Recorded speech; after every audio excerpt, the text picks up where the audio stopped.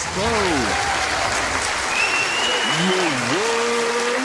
What's up? It's been, unfortunately, I think, 2 weeks now that we kind of missed on my behalf, if you will. A little bit of time has passed, but the season has not yet started, so we got a whole future in front of us here. Yes, sir. Exactly, man. So, welcome Raider Nation and anybody else that's here to come kick it with Turf and Pigs, man. This is it's an exciting time depending on how you look at it, and it's also a very typical time. You know, we're all begging for football at this point, so we're nitpicking, right? We're finding any and everything that we can possibly think of in terms of content and things to discuss and talk about. So, but I think we got more than enough. I think we got plenty. And I can't wait to dive into it, man. So how have you been, bro? It's been 2 weeks, man. I missed our show, man. Yeah, I missed you, Turf. Definitely get back in the run of it leading into the season so we can get our 2 cents out there for players to pick up on. Right. And, hey, for the first time, I think both of us are on the wagon. Yeah. They're not our sponsor yet, but, yeah, Coke is in this one. Right on. Yeah, we don't have any bourbon today. But, yeah, man, let's just jump right on into it. You know what I'm saying? Oh man, I see that and I knew it. For whatever reason, my dock isn't working for. Let me check really quick. CJ, no, it should be working. I wonder why it's not working. Is this a TikTok related thing or? Yeah, TikTok. Everything's on it though, and it's not picking up. But we'll figure it out.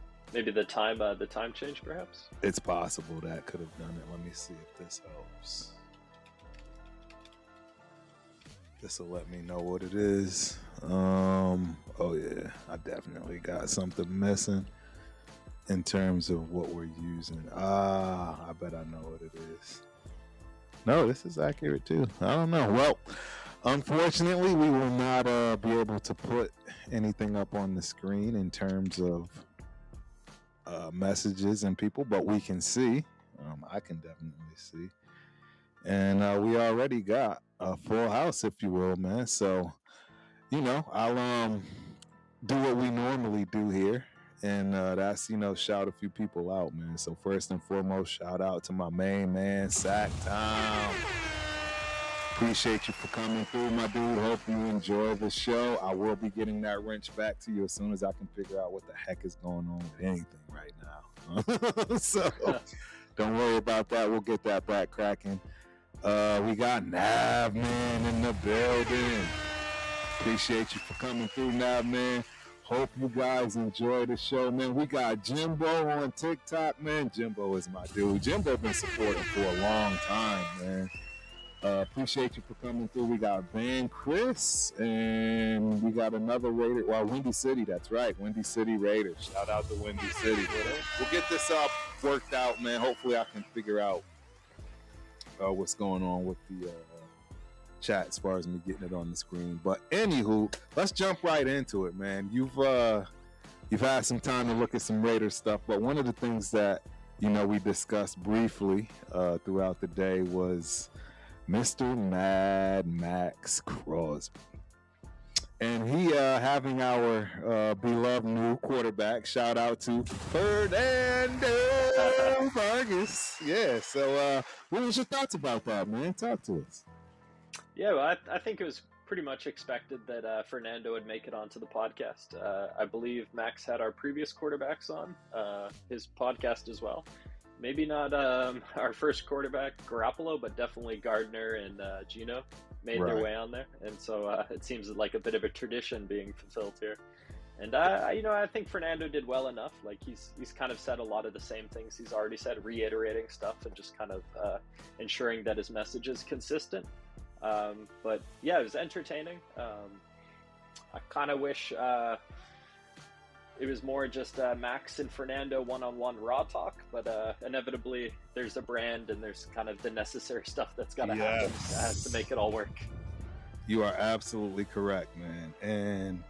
And that's the one thing that we all should at least know and understand. These guys, and you know, I'm stealing your words with this one, but they are super media trained, right? they're not going to allow any of the nonsense, specifically from, right, the number one guy, their soon-to-be flagship, which is Mr. Fernando. So, yeah, I mean, pretty typical. Nothing, you know. Yeah, the whole media training angle, I guess it's a fine line, because even if guys are saying the right things like they have in years past, i.e. Gardner, Gino, Jimmy, like a lot of those dudes were saying all the right things, but then they didn't back it up with their actions. So I feel like Fernando, when he's saying the right things, he's also feeling the weight of responsibility, wherein he knows the guys who came before him said all the same shit and didn't come through on the other end of it. So there's a little added pressure there, him knowing he's saying the same things that have been said before, but he actually has to live up to it. And yeah, that's that. No, I agree. I could tell he was a little, well, I shouldn't say I could tell. I felt like, you know, he was a little antsy, a little nervous. You know, had that little nervous energy. You know, he's talking pretty quickly. You know, trying to vibe. You know, I appreciated it, again, just like you said. I mean, first off, they don't have to do any of this. So shout out to Mad Max, Fernando, right? All the guys that absolutely give us what they can, right? Because that's the flip side of it. They have to be tight-lipped for a lot of reasons, in a lot of ways, right? You don't want, you know, outside knowing what's in house. So, you know, media trained, all that good stuff. You know, go ahead. I don't think Fernando has a degree yet. Max, did he graduate? Yeah, I think he graduated at Cal Berkeley and all that. But he did. He's yeah, Max is the kind of guy that will say what's on his mind. He's gonna associate with the people he wants to, and you know, pay the consequences if they come to him. But inevitably, he's gonna do it his way. And I think Fernando, definitely being the young guy, still has to feel it all out. So he's probably a little intimidated by Max, because Max is so comfortable in his position. He's established himself and he can speak freely, whereas Fernando is definitely still trying to walk a tightrope and ensure his coaches are in alignment with what he's saying. Yeah, think about it. He doesn't have a starting job yet.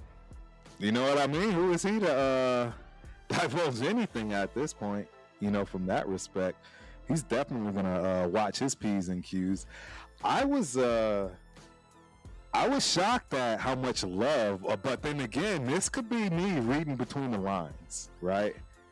But I was shocked at the love he gave my guy AOC, man. Shout out to AOC. He didn't have to say that, and you know, hey, you guys should go watch and support Max's show, all that good stuff. But long story short, man, he gave Aiden O'Connell a lot of kudos, in my opinion. And if you're looking to shop somebody, those were the things you want to hear about it. So, and that was the big piece and the most important part of that, as far as what he said. And I mean, you kind of got a sense that he felt like, you know, if you had to ask him, you know, would he be better prepared or more prepared to play ahead of him? I think he might have given the political answer and said no, like, you know, hey, you know, he's the second string guy and it is what it is. I have to earn my position. But who knows, right? Is this all an act? You know, we've already heard Kubiak say he'd choose any one of these three guys. Right. Is it all in that? What do you think? Like, is there an angle here, or, you know? Yeah, well, as you know, I liked AOC way over Jimmy Garoppolo year one, so I was comfortable starting him out of the gate as a rookie. He carries himself in a mature way. He's an older guy. Like, he's got the experience, the time on the turf type deal. Like, I don't really have any worries about him. I just don't see him as having the ultra high ceiling of like a top first round pick. He's got the solid floor though. and he's always going to be a great teammate at the very basement bottom line. He's going to be supporting the quarterback room. He's going to be pulling his weight. He's going to be a professional, and these are things that you can't really say about all quarterbacks in the league. Right. He's differentiated himself in the ways that matter to a team, and so that's valuable. And I think people are recognizing that because they want to ensure that other players are seeing that that's where the team's values are. Absolutely. This is the one other last thing I am going to say in terms of AOC. This man has been around the world, and I think about it. He's got what, three different regimes now that he's been a part of? This is the fourth one, maybe, right? Yeah, this is the fourth regime. I mean, We're acting like AOC has been around for years. This is what, his third season? Fourth season, max? You could argue even in college he had a full roster and team reset at Purdue. Basically his final season was with a totally different style of play and team than the season prior. So he was constantly going through this churning over of the roster and having to make it work kind of deal. Ladies and gentlemen, this man is on his sixth offensive coordinator. 6! 1, 2, 3, 4, 5, 6. He's only been in the league 3 years. That is learning 6 different playbooks. Think about what we're saying. Like, I don't know, man. If there's anybody ready, and if there's anybody that goes somewhere and quote unquote shocks the world, kind of like another Sam Darnold, if you will, you're hearing me say it first, man. I mean, as much as I do believe it's time for him to move on, I don't think there's a way he can carve himself out a place here, especially now with Mendoza being, picked. There's no way that's going to change. It doesn't matter what AOC does. Kurt could have a freak accident and AOC come out and go 7-0. It's not going to change anything. At this point, that's just going to give him a high purse in terms of the bag he's going to collect, like a Sam Darnold did. And it's going to be the exact same scenario. And I ain't going to lie, that's going to piss me off. Like, could you imagine, man? Could you imagine us watching him go somewhere and win a Super Bowl? Yeah, that's definitely not what you want to do, is develop players and then watch them go to another franchise and help them reach the promised land. That's the opposite of what you want to do. But I don't believe that's going to happen, only because I don't really have as much faith in Kirk Cousins as perhaps the media and others do. I think Kirk is going to do admirable given his mentoring role and kind of leading by example, but as far as recapturing his former glory, I just don't see that happening. So right.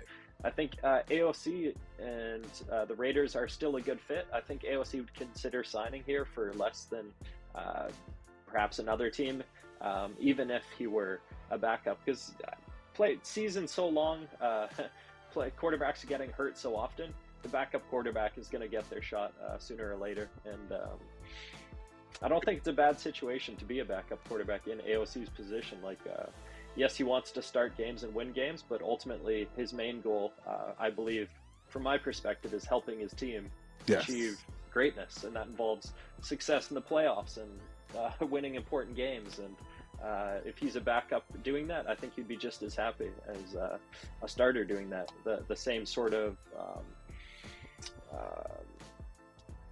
it's not going to be the exact same, but you get a lot of gratification from seeing your brothers absolutely have shared success, and that's kind of why AOC is being recognized, is because he represents that culture. Absolutely, and you need those guys. You need those cheerleaders on the sideline. I know that sounds wild and weird, possibly to some of you, but it's the truth, man. You need those cheerleaders. You need those guys to really feel like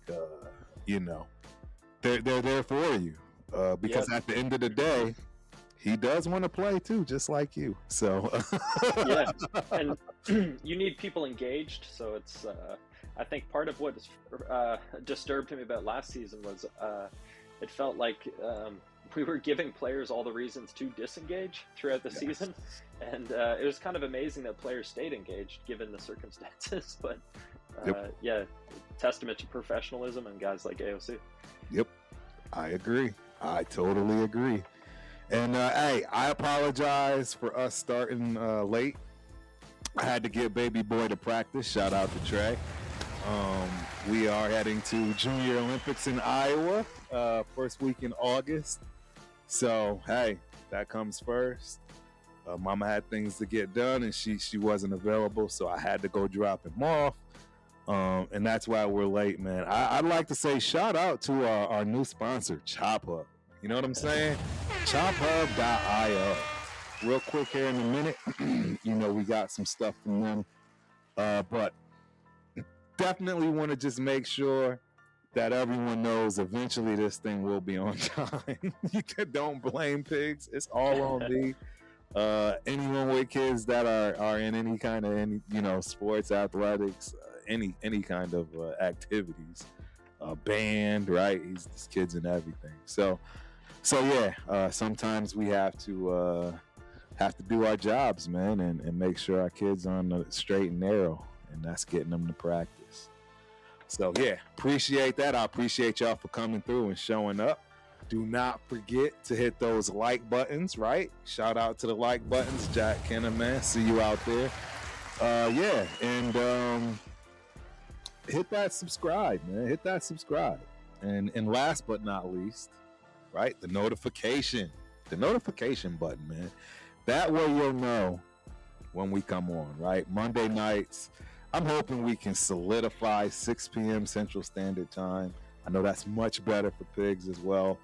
Maybe even eventually we can get to 5 my time. So we'll see how it goes, man.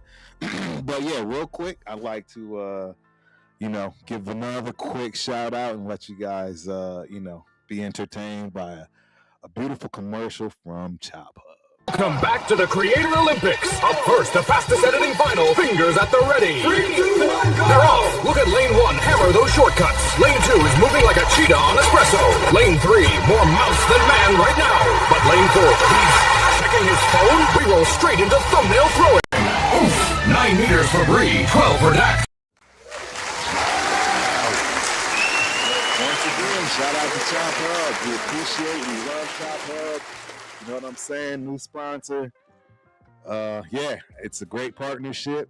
I'm excited. Hopefully everyone else is excited, and hopefully you see a lot more of these guys, man. So yeah, let's dig into some more of these topics.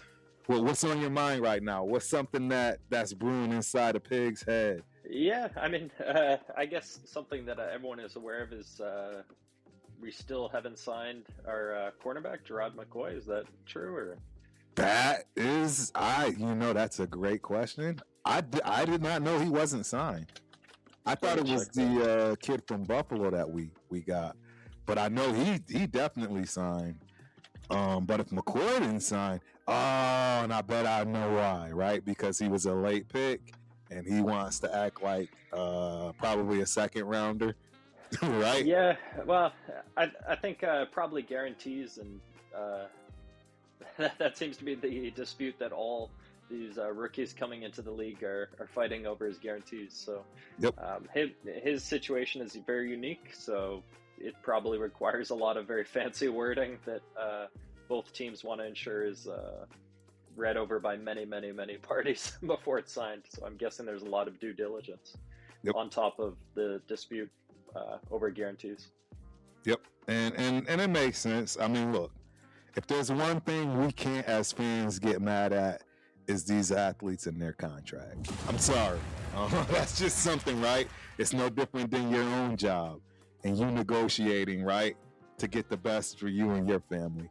Sure, they're into the millions and all that good stuff, and it can be considered being greedy, right? All kinds of thoughts you can have on how these guys come to the numbers that they want, expect, and in need. But all I can tell you is at the end of the day, guys, I mean, this sport is brutal. I mean, we've all seen some people, fortunately and unfortunately, not look so well in terms of the aftermath. And you got to remember, they're done by what, 35, at best 40. What do you do after that? That is your young life. There's so many examples of guys who even made significant amount of money in the NFL and it didn't last. So even if you secure the bag, that's not a guarantee of long-term financial security. So Nope. I think as a fan, you just hope that players are surrounding themselves with a good support system that is ultimately aligned with values that feed into success for the team, but also the player individually in their own personal life. Right. That doesn't happen all the time.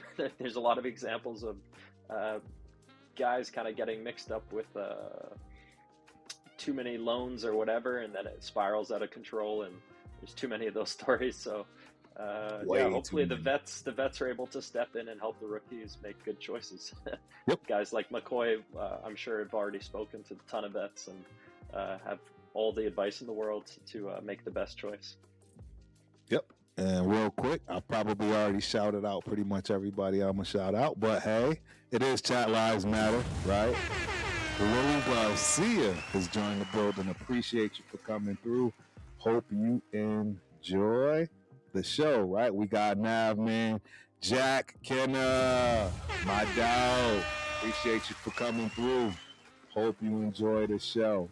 Man, none other than the homie 805 Raider. Man, we got the heavy hitters in here today, man. 805, what's good with you, man? Appreciate you for coming through. Hope you enjoy the show. We got John Leon in the building. Man, all the regulars, as they say, man. Appreciate you for coming through. Hope you enjoy the show. We got Jack. What is it, Jack Gustafa? See, I don't know how to pronounce that, man. 4490.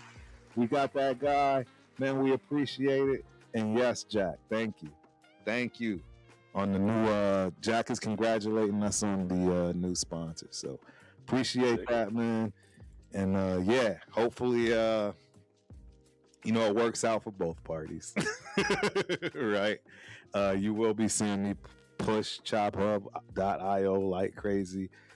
You see the shorts, and I don't even want to begin to start discussing how helpful it is in terms of getting you guys content. You guys tell me, are you enjoying the newer shorts that you've seen in terms of, thumbnails, content, all the bells and whistles, right? All those things that are very tough to do.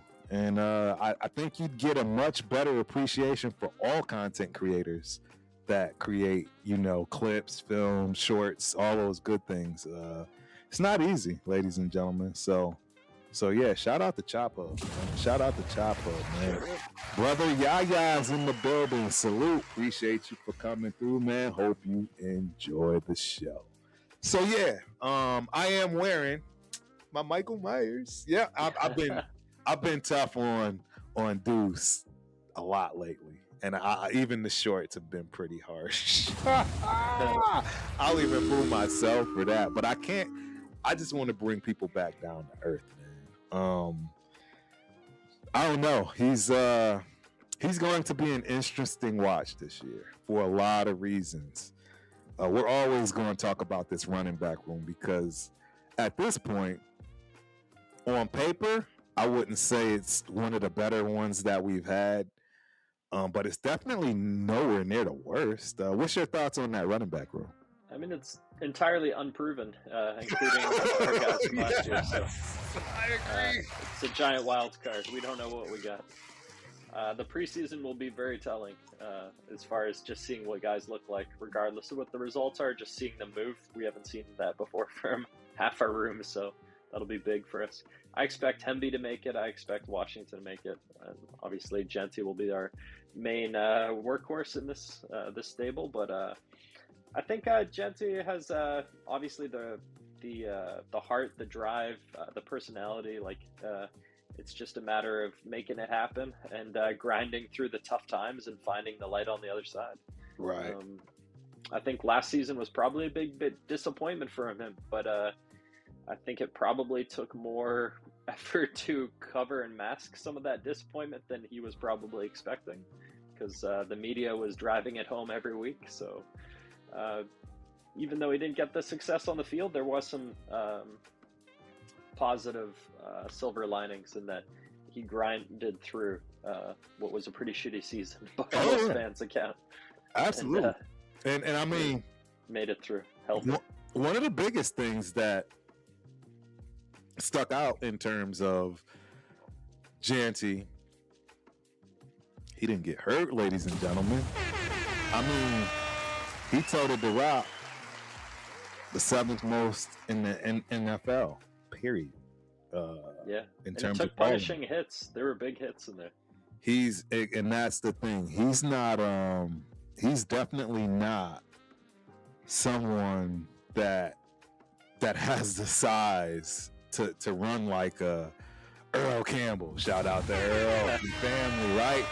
That's not his deal. That's not the way he operates. So it's gonna be interesting to see how he continues to hold up, right? Because you'll see some of my shorts, man. I talk about this a lot, right? And that is because of the fact that it worries me. 5'8", 204 pounds is not big, ladies and gentlemen. That is not big at all in terms of the NFL. And the way he runs, it's a violent, not getting out of bounds. We see he still's got to teach himself how to get out of bounds, right? So there's, it's going to be touch and go for me, because, right, we don't know what we have. Like Pig said, nobody's proven, man. Mike Washington Jr., Hemby, none of these guys are proven. We already know what we have with Laube. I don't even know why I even continue to have that conversation outside of the fact that he's a nice guy, Laube. It's just we got to see it on the field. Bingo. The one thing I will give him is he's not the slowest guy in the bunch, right? And I mean, you'd probably be surprised who is. But yeah, I'll let you guys do your research and all that stuff on your own from that respect. But it's going to be interesting. And I finally got some stuff working. So shout out to James Furpo in the building. Sacktown's giving him a shout out. And then we got Yaya on the screen. So now I can finally put some things up.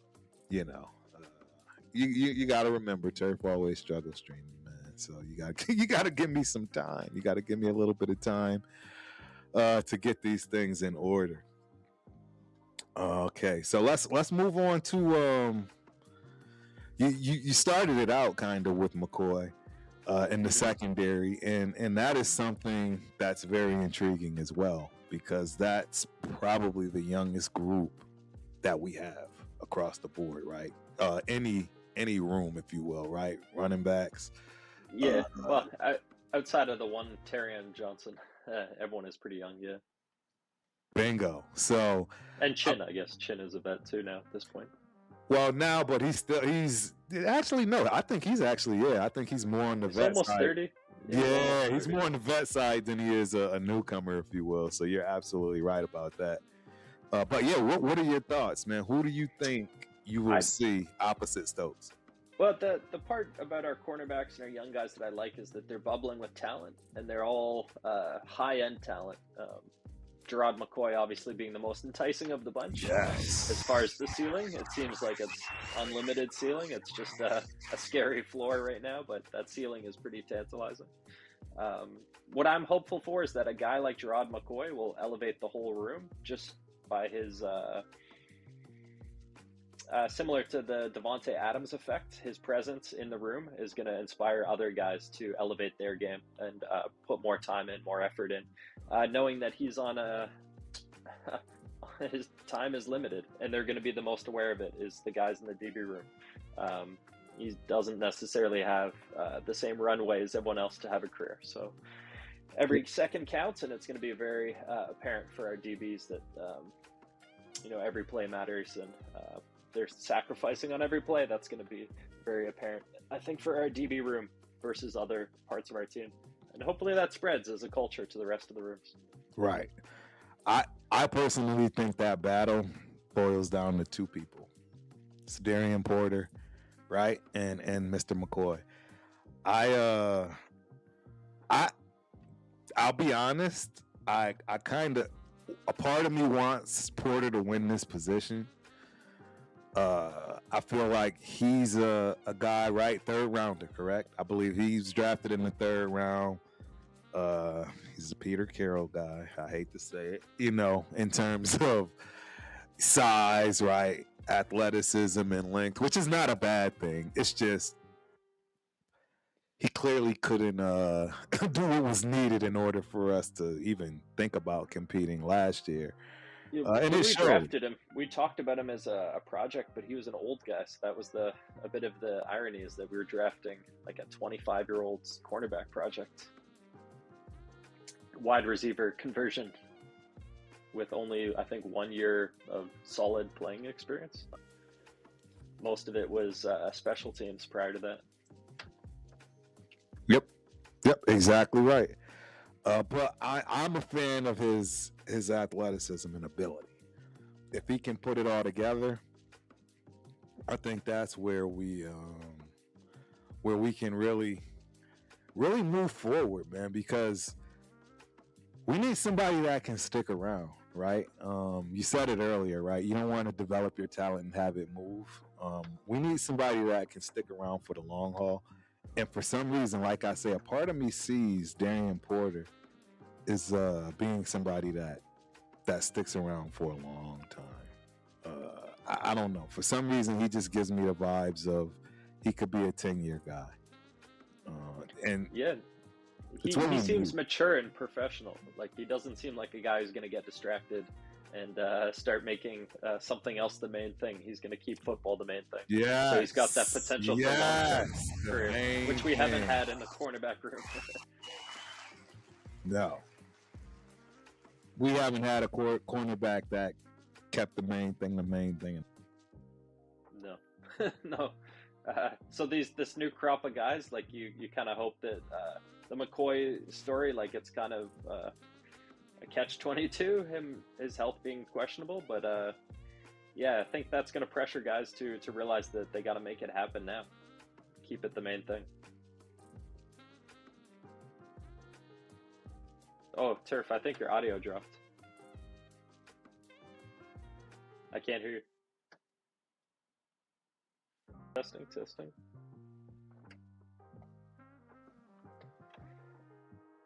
Audio.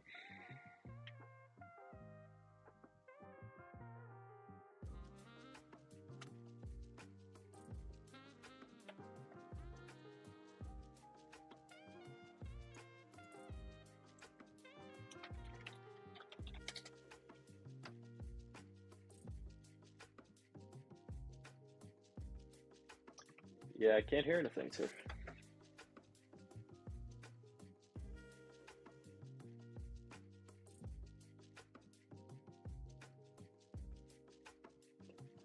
Sheesh.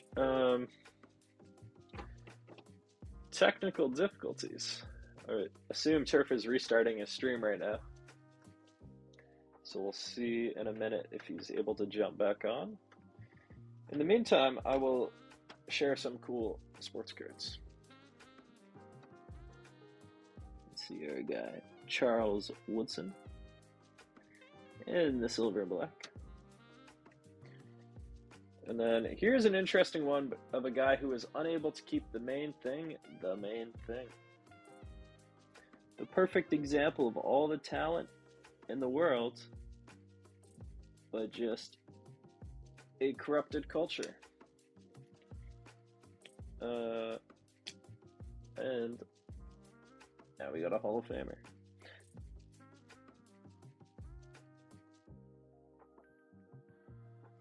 So many career paths people can go. Oh, Turf is back. I cannot hear you, Turf. No audio.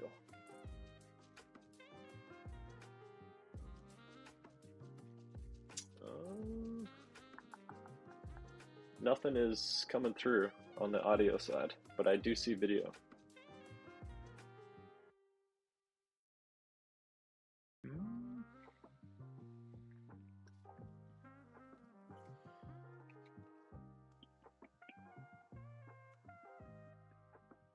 He's a small school guy. Toledo. Bulls. And then a big school. Safeties and wide receivers. Oh, I hear something. I can you hear me now? Yes, I can hear you now. You can hear me now. Yay. Yeah. Turf can be heard, but you can't see Turf right now. No. That I'm noticing. But it looks like an avatar, like it's your picture right now. It's frozen as you.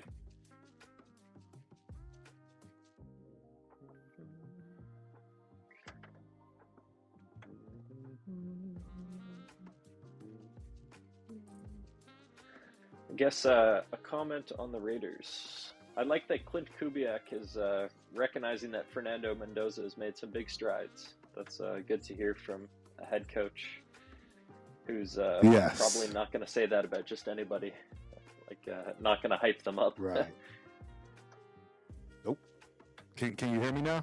I can hear you now. And your video, I think, is through. Oh, yeah, I can see it now on YouTube, too. Okay, perfect. Yeah, I don't know why I'm frozen in terms of camera. Should be visible. Should be all the way visible. Yeah, now it's visible with the old camera angle. We're back.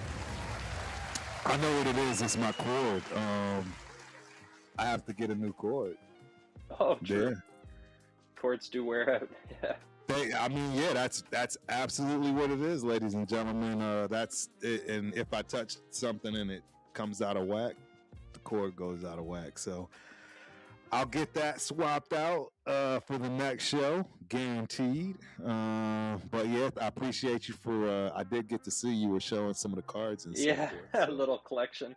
I was showing some of the highs yeah. and lows of what it means to keep the main thing. The best example I gave for a guy who failed to do that, who had all the talent in the world. Yes. Gee. I think he had like a 4 touchdown game at one point. Like, yes. Dude was on fire. Absolutely on fire. Yeah.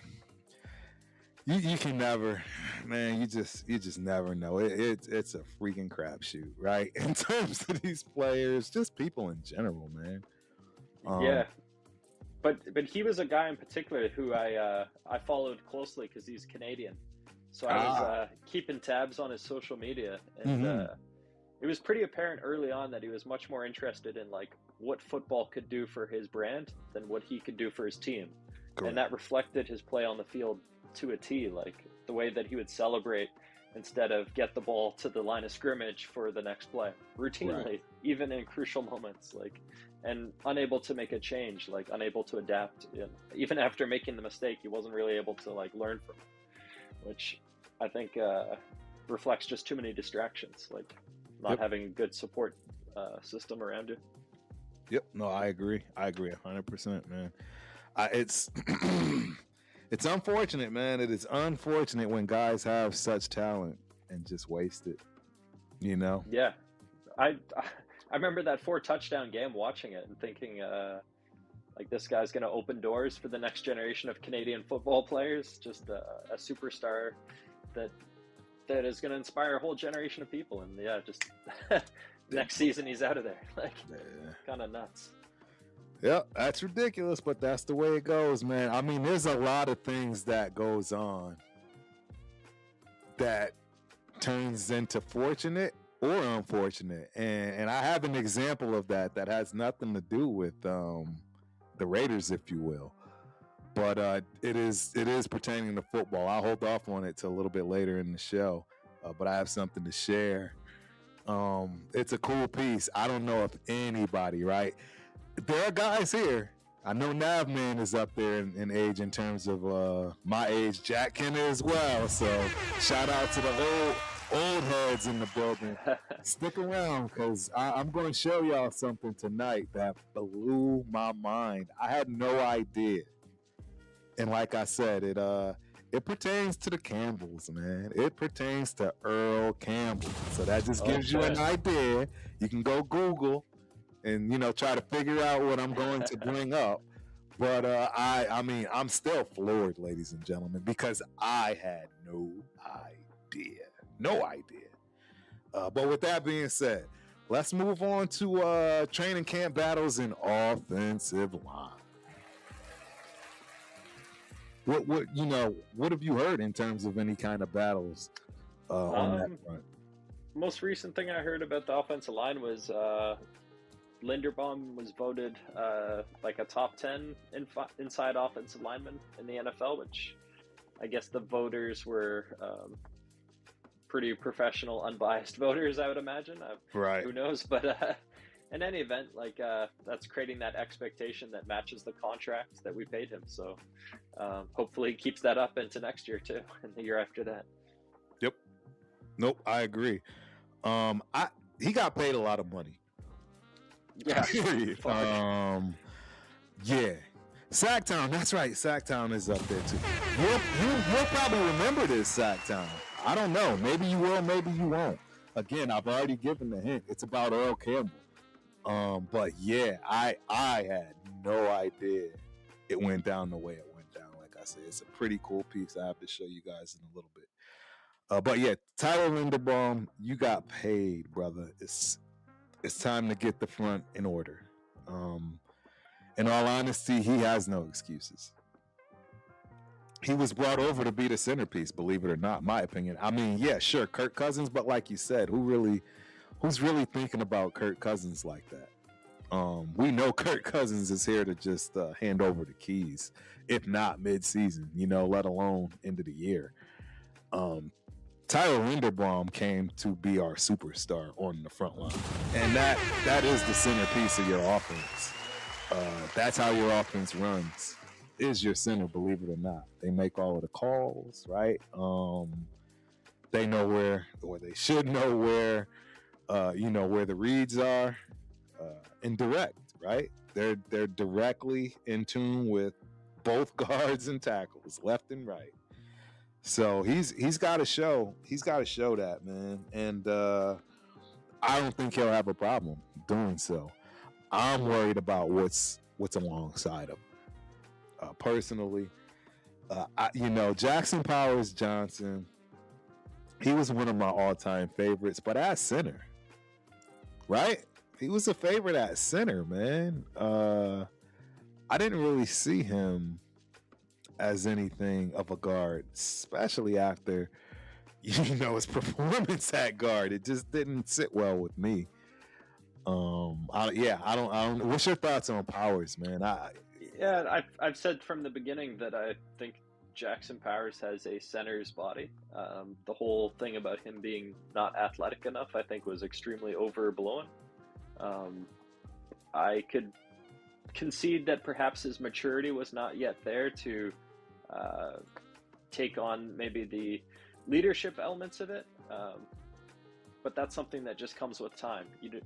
No one is guaranteed year one to be a leader, year two to be like leading the offensive line. Like that was expected out of Colton Miller, and Colton Miller wasn't able to elevate the offensive line because a lot of that will naturally come from the middle, the center position. So I personally would have wrote it out with JPJ at center and allowed him to develop those leadership abilities and those skills. And I don't see us going into playoffs year one, year two. Like, I don't understand why we aren't developing for that year three window. And Linderbaum, like he's a bit lightweight for my tastes at center, and we just dealt with that for years on end. And so I'm a little worried, just in the sense that I've been complaining about the same thing for like 3-4 seasons in a row, and we're kind of lined up in a way where we have the high end talent, but there was a whole lot of hype train behind a guy like Andre James and Jordan Meredith and all this. And I wasn't buying any of it, and yet there was a whole lot of fucking hype from the talking heads. And I take issue specifically with Andre James, because guys like Hondo Carpenter clearly had like a personal relationship with him and covered his tracks, and like dude was not keeping the main thing. He had a child and was like AWOL during his training because he showed up basically looking like he was not an NFL football player at all. Pushed around, and our quarterback suffered for it. So like if our quarterback is the guy we're paying the most money and our center is directly responsible for that guy not being able to do his job, well, that guy should be lambasted, should put his head on a pike, not cover his tracks and like make excuses and like pretend it's a non-issue because he's a good guy or a Christian or has a family. Like that's pretty nasty work. It's called righteous ignorance, hypocrisy, all this kind of stuff. What for the situation we've been in for years. I have called out Andre James more than you could imagine. I was not a fan in any way, shape, or form. I'm glad he's gone. I think everyone sees why he's gone, right? Didn't he go to the Chargers? And yeah, the Chargers needed a center, and he didn't. He didn't fill the role. No, not at all. I was shocked they even did that. Didn't make any sense, man. But it is what he is. He's gone. Sticking to guards. What about Alex Kappa? They're asking, will he keep his job? I don't even know why he's still on the team from that respect. This is a Tom Brady homeboy, Raider scholarship, in my opinion. Yeah, I don't even know what to say about it. Like, I think he was brought in by SpyTech to try and make a good impression on JPJ to help him see the path forward and make the right choices. But honestly, I would have put JPJ in better direct competition with someone he's competing with, not a mentor. I don't see JPJ's personality adapting to that dynamic, and it definitely didn't play out as intended the first year. So I guess they're going to try it round two, but if it doesn't work again, then that's going to be a big strike against the visionaries of this team. Like, this regime's got a lot to answer to, in my opinion. They are all on the hot seat for me, because the reality is they're all rookies. I mean, that was last year, right? And I'm talking front office, ladies and gentlemen. Tom Brady, John Spytek. These guys are rookies last year. They've never been heads of anything from that respect in terms of the front office. Yeah, assistants and so forth. And sure, Spytek might have been in the trenches a little bit more as that assistant. Yeah, with the Pete Carroll thing. Yeah, but the specific thing around the O-line and Pete Carroll and SpyTech was there was so much talk about competition, the best guy's going to start, and it really felt like the O-line was like under a microscope in that context, and they were saying like JPJ has to win his job. And it all felt so insincere, so inauthentic, and so like contrived for media talking points, like just to put the message out there. Not, no one actually was believing what they were saying. It was just like, let's say it because someone's telling us this is what we have to say is like the tagline, and then we're getting paid, so we're just gonna say it. And it played out as expected. Like it seemed like there wasn't a real chemistry that was built between any of the players on the offensive line, where it just seemed haphazard and chaotic for most of it. Man, I could not agree more. Honestly, hey, I wish we could find more things to fight about, Pigs, but where do we most often disagree? It's probably got to come down to like Fernando then. It is. Their disagreements, but everything else we tend to align quite a bit.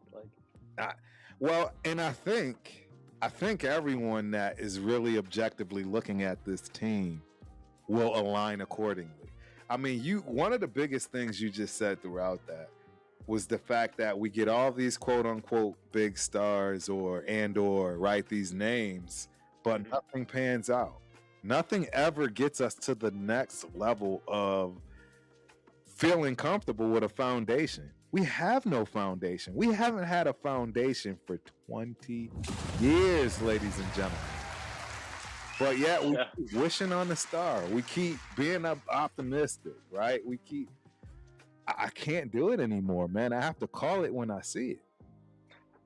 I'll say it. I think we had a glimpse of the foundation when we had a healthy Jason Campbell leading us to a successful start to a season until he broke his collarbone, and then it all went away. No, I agree with that. I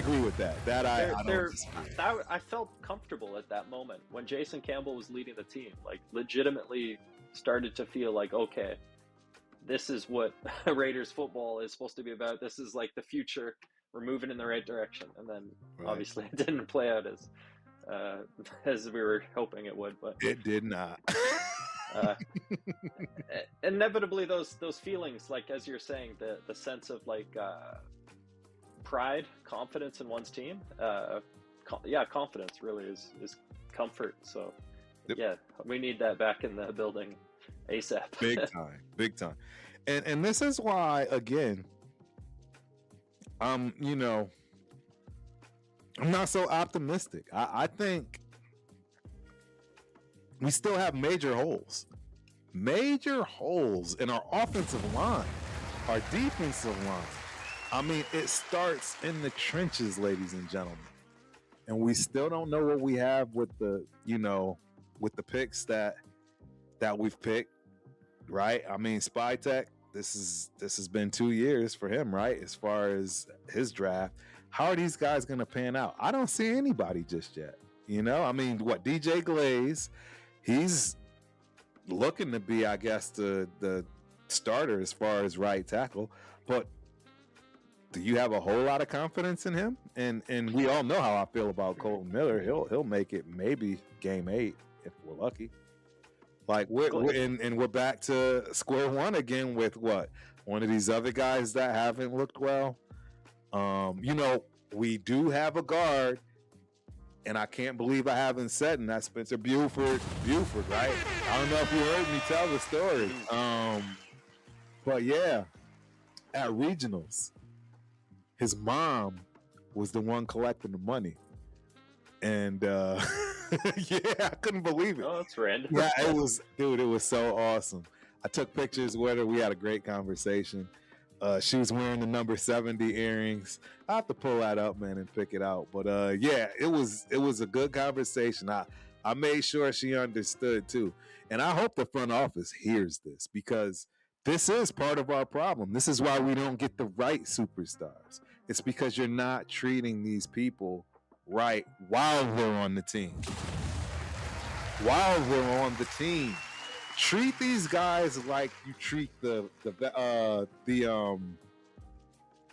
guys that retire, right? The alumni. And I'm telling you, that immediately will change things overnight in terms of that locker room. How many more times do we have to hear about somebody's wife crying about getting kicked out of the crew, right? Playing these games that the front office will allow to be played, and the superstars being uneasy about it.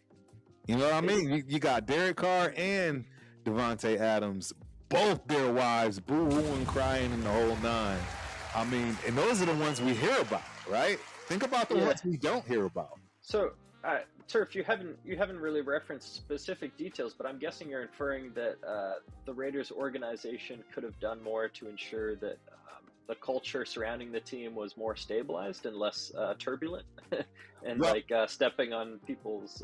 No, so check it out. I don't know if people understood when Carl was going through all that mess with McDaniels, they started messing with his wife. Like, so these are the things like that McDaniel's underlings, or who specifically? The group. So this is how it works, and this is the thing that people don't really. It's like a family, man. It's a little family, and they all do things together, right? You're part of a crew, in certain pockets. Yeah, the wives. We're talking about the wives. Not the social fabric that's extended beyond the 54 guys on the team. All the social pieces. They get invited to things, right? They're a part of things. They help in the community. And, once that car thing started going south, she stopped getting invited to the cookout. Oh, shit. Okay, well. People didn't know that, and that's why she was crying behind the scenes. Yeah. Yeah, that's... I mean, I can understand how this starts to trickle down into the team itself, but it's very difficult for these types of the Raiders are becoming basically like a private equity owned team, like as Mark Davis is having it go that way. He is.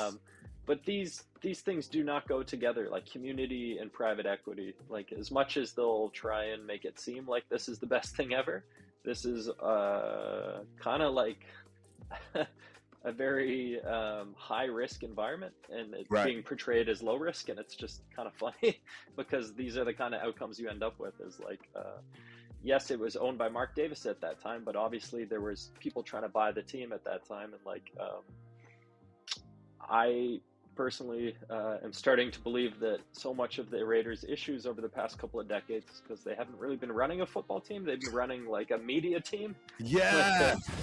And they're bringing in guys for like entertainment and shit like this. And like, I love Carr, but I also believe like Carr should not have been re-signed. Like, we overpaid him, and like a big part of the reason we were such a bad team is because we spent so much money on surrounding Carr with guys that would make him look good as opposed to make us a good team. And like, he owns some responsibility for that, because he basically like was able to buff his own stats at the expense of team success. So, I like, agree. He owns that.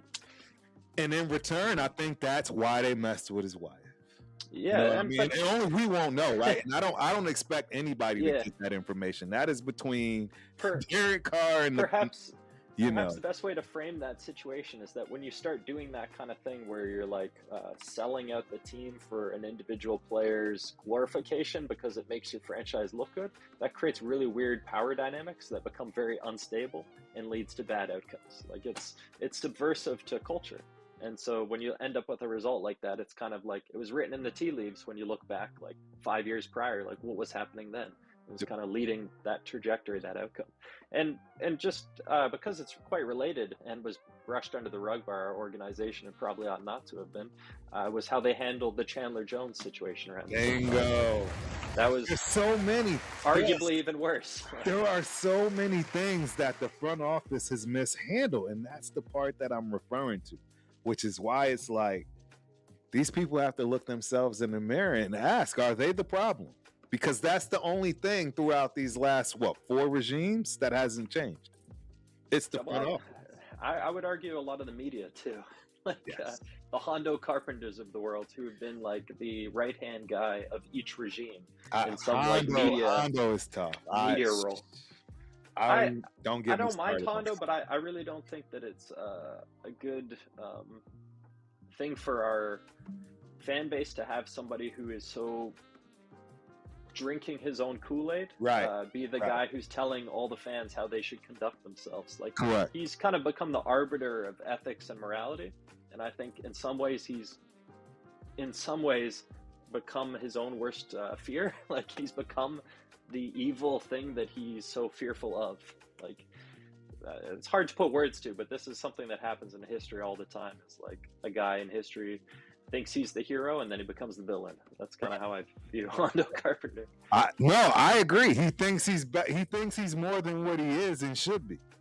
I know exactly what you're saying. Like, he tries to act like he's the guy that knows. Like, right? All the other commentators, right there, it's hearsay, but he's the one that's in the middle. That's a power move, is creating that framing where he's different than everyone else. Like, everyone else is saying the fans are stupid, not Hondo Carpenter. That guy believes in the fans. It's just, it's a load of malarkey. No one believes it. No one should believe it. And like, Hondo gets paid by a very suspicious company and does everything in his power to make it seem like his job is about anything but the suspicious company that he's affiliated with. So until he addresses the reality of that, like, I wouldn't take any of his moralizing or faith mongering or any of that with any seriousness. Like, you have to uphold your own values before you go around like barking them at other people, and I don't see he's done that. Jesus, now my camera's going out. Turf is having problems everywhere, ladies and gentlemen. Got One the color second, bars. let me get my camera up. Let me get a new camera up. There we go. I'm back. So with that being said, shout out to Dorothy, man. Dorothy says, hello, everyone. Hello, Miss Dorothy. Appreciate you for coming through. We hope you enjoy the show, man. We got ALEKM 5377 in the building. My man says, Raiders will overcome the doubters soon. Right? And Raiders are looking up, right? But he also says, Chandler's situation was difficult, but he wasn't listening to any advice really either. I mean, he was clearly off the case. Humans are complicated, and Chandler's a human. His brothers are very complicated as well. Like, yes. We knew exactly what we were getting into when we brought him here. Like, McDaniels more than anyone knew exactly what we were getting when we brought him here. The main issue that I had with Chandler Jones is that, for better or worse, I believe that steroids has been a big part of our culture, and especially our recent culture. And like Chandler, I think, was a beneficiary of that phenomenon, much like many athletes in our society. And I believe that once the rules changed and he had to disengage from steroids, there's a withdrawal, like with most drugs. There's serious withdrawal, and it's just so coincidental that his brother was going through a lot of similar kind of manic episodes at the same time, and perhaps using the same fucking drugs. Like, it's insane to me that the media won't talk about this, because it's kind of an elephant in the room. Like, these guys are the best in the sport, and they're both going through withdrawal, and like, all the success, all the withdrawal, these are the same thing. Like, they're connected. Like, they won't ever do it. It's collaboration. Media and the underbelly of sports, they collaborate to ensure that sports is framed a certain way to appeal to markets. Right. And, humans are complicated, and guys like Chandler Jones really required having an incredible supports team around him and acknowledging reality. Like, if he's going through withdrawal, he shouldn't have been with the team. He should have been at a retreat, like a professional center, like going through it with people who are totally focused and dedicated to that goal. Not trying to pump his stats at the end of his career on our dollar. Like, that was not the good situation for us as a team. So I do know Pigs is not feeling well. We've already been over an hour. So we're going to cut this a little short, but I have to get into this conversation. This one has nothing to do with football, ladies and gentlemen. Actually, first, I did say I would show you guys something. I did say I'd show you guys something, right? So, hold on. Even though I don't have to put this up because this is my guy, you know what I mean? But yeah, for you guys that don't know,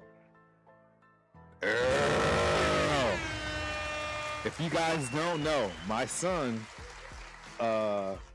is part of a 4x4 team that's third, fourth in the nation for 13, 14-year-olds. And it just so happens that one of his partners is Earl Campbell's grandson. Shout out to Malachi. I mean, you can only imagine what you're going to see out of this kid. It's already special. Every which way till Sunday. But yeah, this story here, I'm just gonna let it play. You know what I'm saying? I'm gonna let it play, and I want you guys to see this because I didn't know about this, man. I did not know anything about this, and I'm curious to see if anyone else knew this. And keep it real. Don't lie about it. But let me know if this rings a bell. Evolution of the black quarterback. Evolution is where we were and where we still have to go.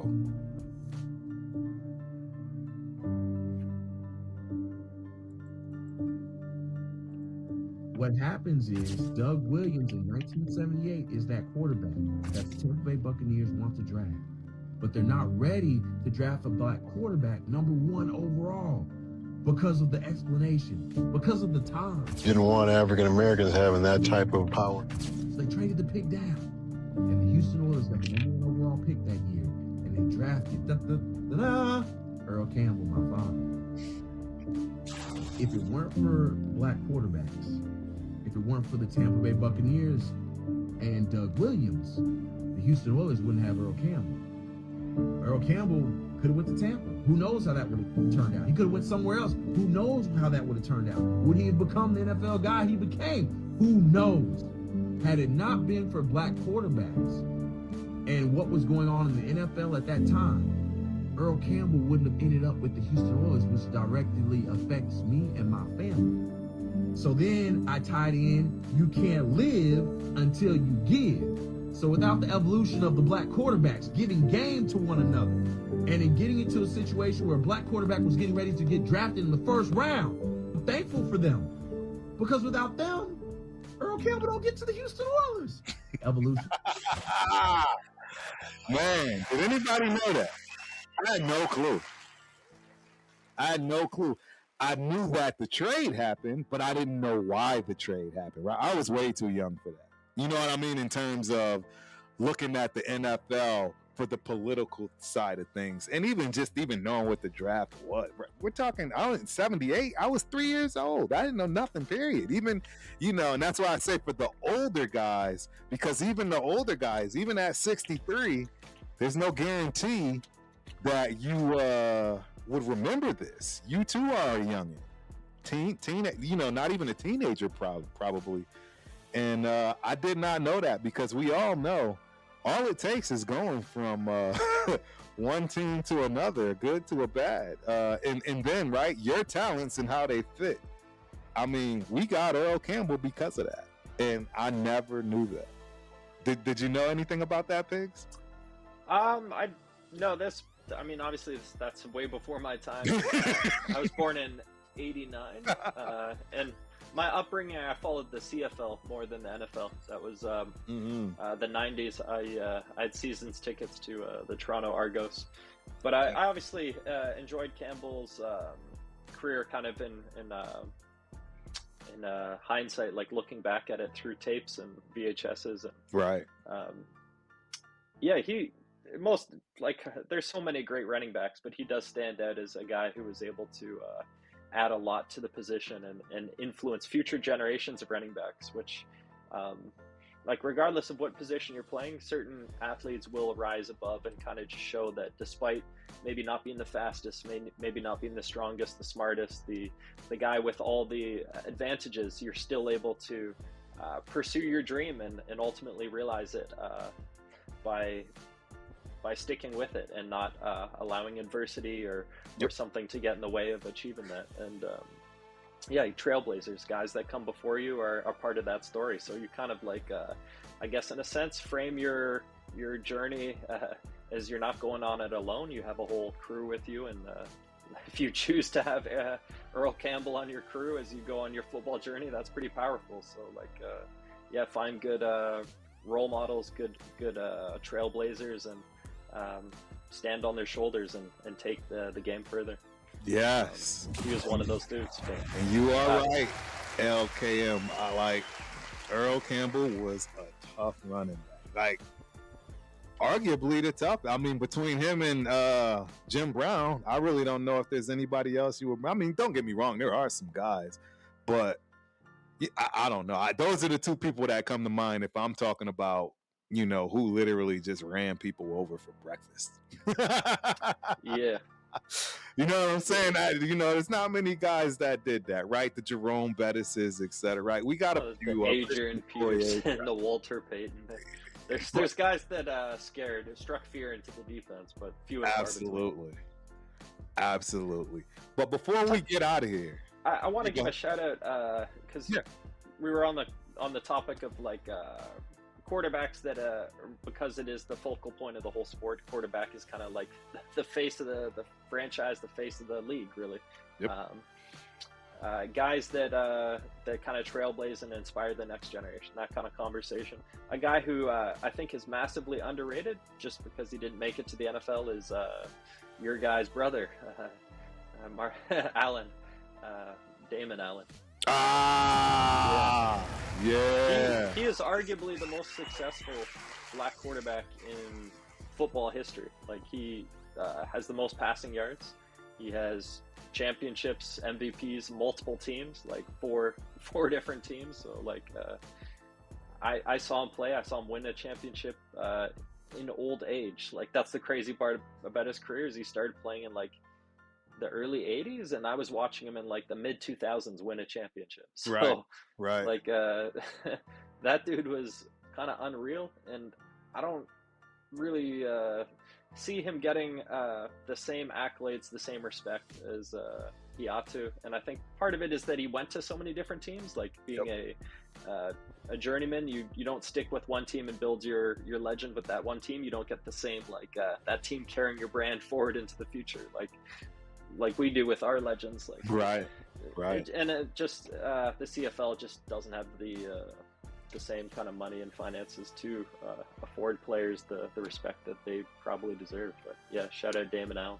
Yeah, shout out to Damon Allen. Sure.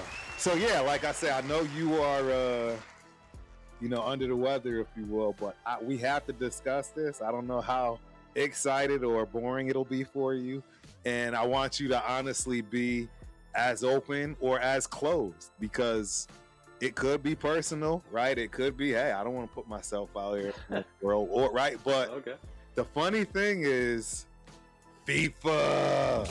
Oh yeah, right on. What FIFA has brought to the United States, and dude, I am getting a kick out of watching these YouTube channels with people from all over the world that thought they knew America, and now how they feel about it, including Canadians. Wow. Even Canadians that hadn't come to the States, right? They, some of them that, had the perception of the media and just assumed, right, what they hear on TV. So, it's dangerous, right? All these things, even some Canadians that came across the border for FIFA realized that, bottom line, they were just lied to. Wow. So I'm curious. So that's why I say I'm curious to hear Canadian. I have been following FIFA. I've watched probably like 5 or 6 games. A lot of beer has been consumed in bars watching these events go down. Yes. It's been very expensive time, but also very enjoyable. I wouldn't say soccer is my passion as far as sports, but I've always enjoyed the fan experience of soccer. Right. I had the opportunity to go to a bunch of games in Toronto back in the day for the Toronto Football Club, and so that's where some of the games were being played in for this FIFA tournament was in Toronto at the same field. And the teams that I was following, Scotland, England, Norway, those were kind of the teams that I was interested in, but obviously the teams that have kind of struck the biggest chords right now are like Spain and Argentina, and France. But I guess at this point I'm kind of rooting for France. Right. And I guess, I don't feel strongly about France. I hope that it's entertaining. Right. And makes the good return on investment with the beer that I'll inevitably consume for that game. Right. So I'm also talking about it from the perspective of, right, you're from Canada. Canada is different than the United States. It just is, right? Healthcare, right? Just the way the country is run. It's very different. And I don't know if you've seen a lot of these YouTube skits of people that are talking about what they thought about America and, just how shocked they were about everything. I mean, air conditioning was a huge one, which I just crack up on. And to give a caveat, Turf is headed to Poland on Friday. I'll be in Poland for the week for work, man. And I am excited. I can't wait to go. I have not been in the UK or that area just in general across the board. It will be my first time. But to watch these people, see the way America is and just things like refills on on drinks that are free. Getting an actual glass of water with ice is free. Like, these are things that they do not get. No, Europe's a whole different world. It is completely different. And watching these people cry, they're like, I don't want to go back home.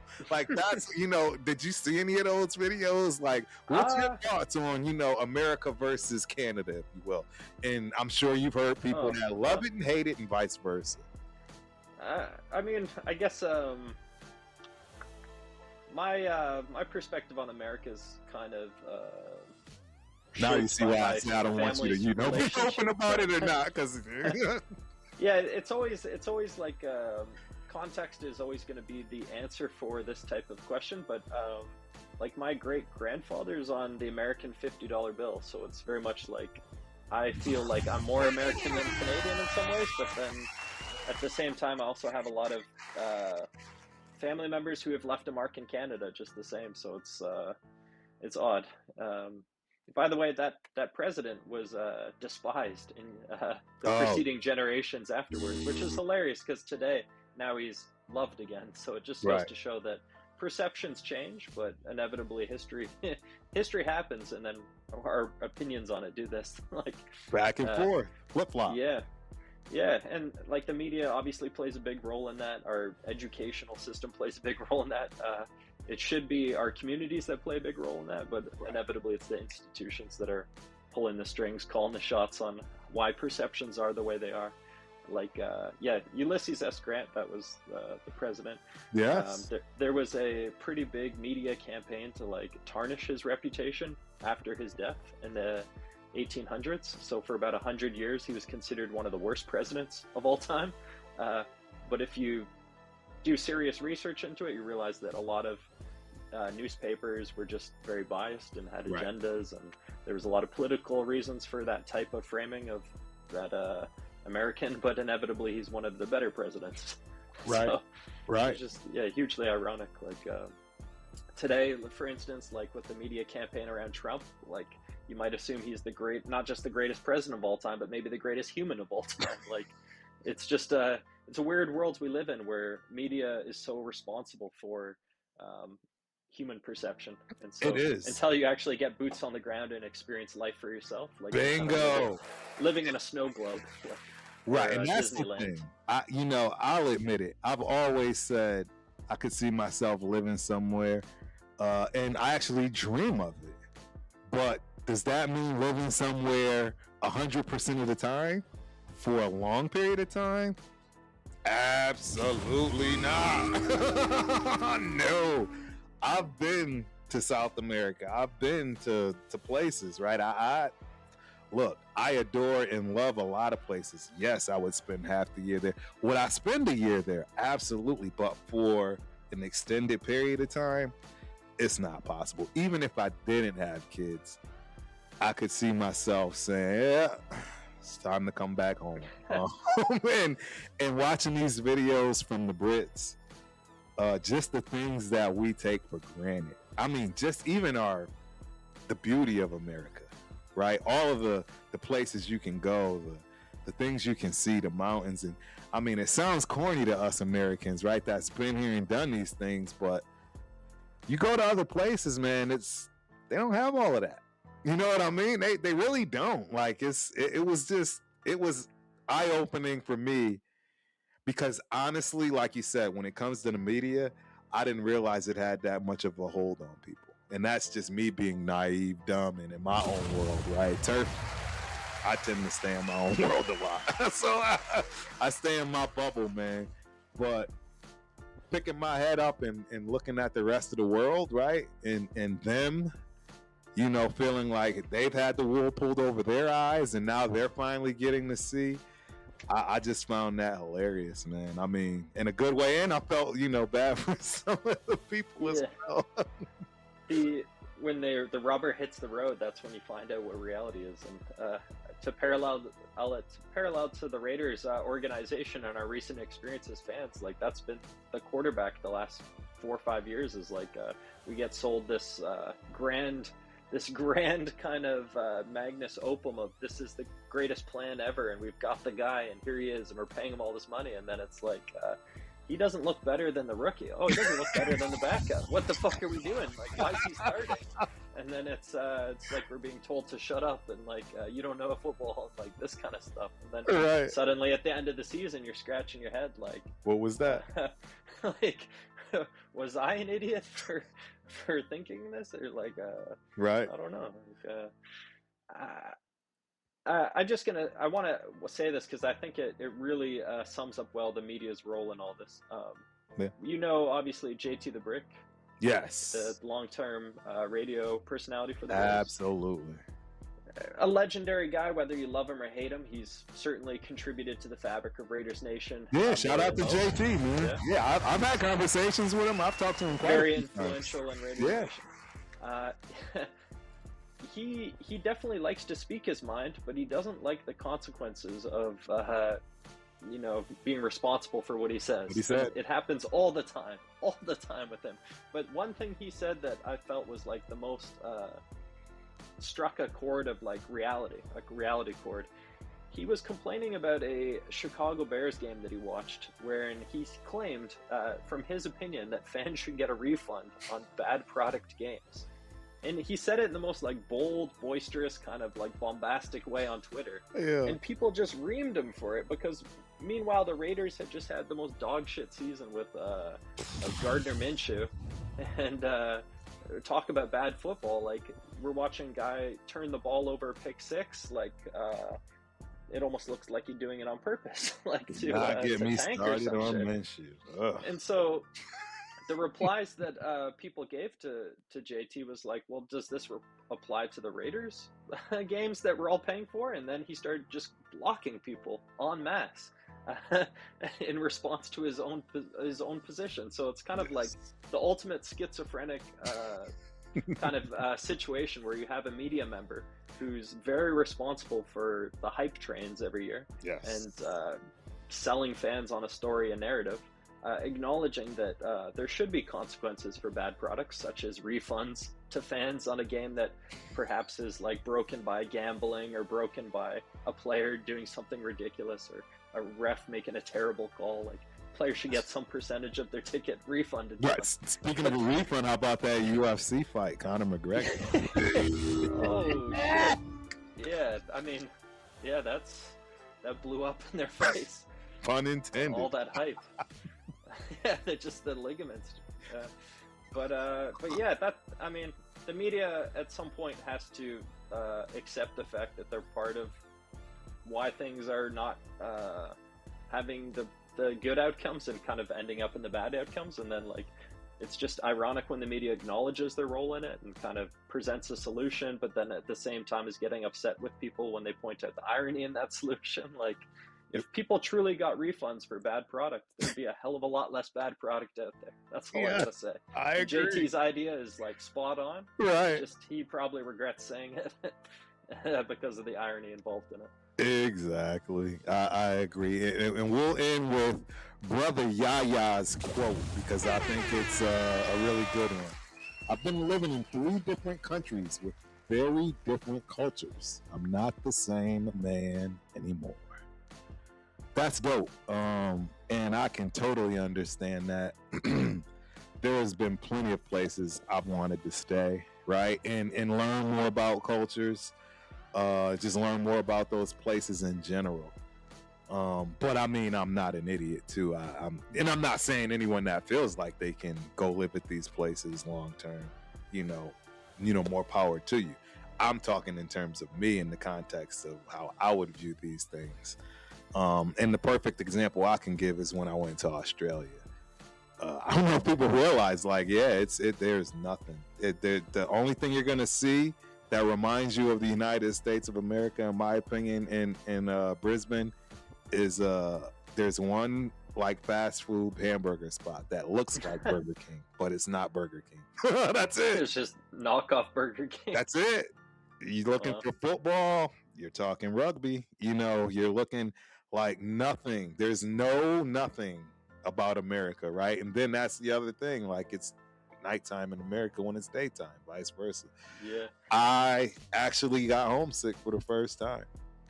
That's an old ass man. It was like, what am I feeling? And then that's when I realized that, this is a lot. That sounds like culture shock to a T, that type of experience of it's a lot. Like you're missing a part of yourself by the environment being so different. All of the culture that you're used to, basketball, right? Any sports, you can just forget about it, right? Like, it's just drastically different. Would I go back? Of course, I love, it was a great time. It's just, We kind of touched on this topic in shows past, but you had brought up Peru in previous conversations as a place. Shout out to my brothers and sisters in Lima, Peru, bro. Some cultural alignment there. That's somewhere I could live, ladies and gentlemen. And in fact, the wife and I talked about that several times. At least 6 months a year. It's close, right? It's a 6-hour flight. You mentioned many times the culinary angle too. That Peru stands out and above as having a superior value when it comes to the food. The food. You got to remember, places like this, they're probably killing it that night. Yeah, everything's fresh. There's no preservatives. They don't do that stuff. No, it's super clean. It's all clean. It's a place I could live. That's a place I could probably live way longer than I would expect and not get homesick. But they do have all my vices, right? Let's be real. For one, I have a whole complete family. Shout out to all of my people in Lima. I mean, too many to name. Seriously, way too many to name. But they have all my vices, right? Poker, jiu-jitsu is very heavy out there. All of it, right? It's still. I like how you're framing jiu-jitsu as a vice. Well, I mean, you know what I mean. It's very much in alignment with your lifestyle, so you can see the compatibility there of living more long-term than other places. Exactly. And the other thing, I'll be honest, what makes it way much easier is the family that I have out there, right? Yeah. I literally have brothers out there that, I mean, man, they've been here, right? As well. And yeah, I've never felt more like home anywhere else outside of the U.S. And again, I've been a lot of places, man, but Lima, Peru is definitely one that I'd live. Maybe Peru needs a Raiders outpost for fans to make a pilgrimage to. Right. Way up there in Machu Picchu, some Raiders flags. Exactly. All right, man. Well, hey, you go get some rest, bro. I really appreciate you. Just to let y'all know, man, Big stuck it out for us tonight, bro. I was late. We were gonna get this thing done early, and I really do appreciate you for not letting me do this alone, bro. Yeah, just for quick context, I've been on a binge of pickleball the past few weeks where I've been staying up to like 10, 11, 12, getting in hours of pickleball, way more than I should be playing. And my knees, my hip, my back, it's all on the fritz right now. Dude, I have to try. And that it's one of the reasons why I haven't tried it yet. Because believe it or not, I love tennis. I learned how to play tennis as a kid. There's some transferable skills there. Exactly. You'll pick up pickleball real fast. And that's why I can see what you said. You might get overly competitive. Bingo. Way too fast. Bingo. You'll get out over your skis, is what they say. Like the nice part about pickleball is topspin is like king. So if in tennis you're able to do topspin really well, then that's you're me. Gonna have a huge advantage in pickleball. I don't have a great backhand, but my front forward topspin is crazy. It's crazy. Yeah. I mean, like the turnover is wild for me. Yeah, that's some nice advantage in pickleball. If you can naturally get that topspin on a drive, something with power, it allows you to put way more power on the shot whilst keeping the ball in play. Yeah. It's a wiffle ball with holes in it, so you're easily able to put shape on the shot because the ball shapes way more than a tennis ball. So you can get shots that do this kind of deal, like curve right around the pole. Like you hit the shot and it can go right around the pole back into play. Like some crazy creativity in that realm. And the part that stands out to me right away as a new player is how mixed the demographics are. You get young people and old people having competitive matches. I saw two young football player guys, young 20-year-old dudes, both big, kind of meaty boys, maybe 6'3", 200 pounds. Yeah. They were taking on, I won't call them elderly, but a guy in his late 50s and a woman around 50. And it was competitive right down to the last point. Really? The last point. And the football dudes were trying 100% and celebrating and flexing all their points in their opponents' faces. And their opponents were Yeah, it was like a Korean woman and a Chinese guy, and it was just the funniest match ever. Like seeing it play out and how it was right down to the wire, the last point. Like, yeah. Man, I already know. I have the addictive personality, ladies and gentlemen. Once if I pick up pickleball, it's over. Like, you forget content creation unless it deals with pickleball, because, as you know, I am as competitive as they come. There's a reason I have not touched it. There's actually a brand new facility. I mean, everyone raves about it. I would put money on it, Turf, that you would love pickleball. Oh yeah, 100%. I already know. It'd be my new thing. It'd be my new. I'd be doing exactly what you're doing. Yeah, grinding out 10, 11, 12, playing tournaments, flying all over the place. I got a pickleball tournament, like 100%. It's a fun time.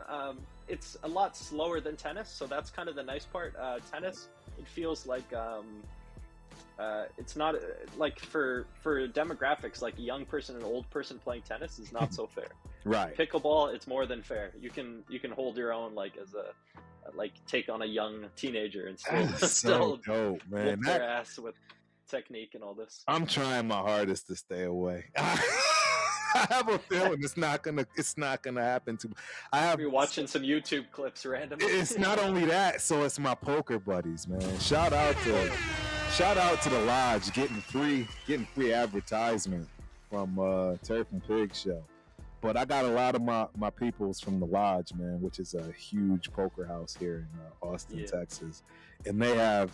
I mean, it's a group of them, and they are always talking pickleball. I hate it because I know. I already know it's my life is over. I have to rock the silver and black out on the pickleball. You know what I mean? It's gonna be wild, man. Celebrate in someone's face. An elderly woman. Yeah, it's coming. It's coming to a theater near you soon. I already know it's gonna happen, man. And now, what you telling me, you're addicted to it. It's fun. It's fun. I've been researching getting a paddle, so I'm getting close to putting the financial investment into it. Yeah, means I'm committed at that point. 100%. We'll see how it goes. I'll let you know how that goes. That is awesome, man. Well, shout out to Pigs, Pickleball, and everybody else that came through tonight, man. We appreciate you. I'll be on tomorrow night. I say that and then don't, right? But I'm going to try to be on for sure tomorrow night. I'll have something hopefully structured for you guys that'll make sense, man. But yeah, appreciate you, brother, man. And till next Monday, hopefully Pigs will be recovered. You know what I mean? And we'll get rocking, man. We'll get rocking. My guy showed up. What's up, Floco? Appreciate you for coming through, my dude. As always, you got to watch the rerun. Well, till next week, man. We are out. Peace.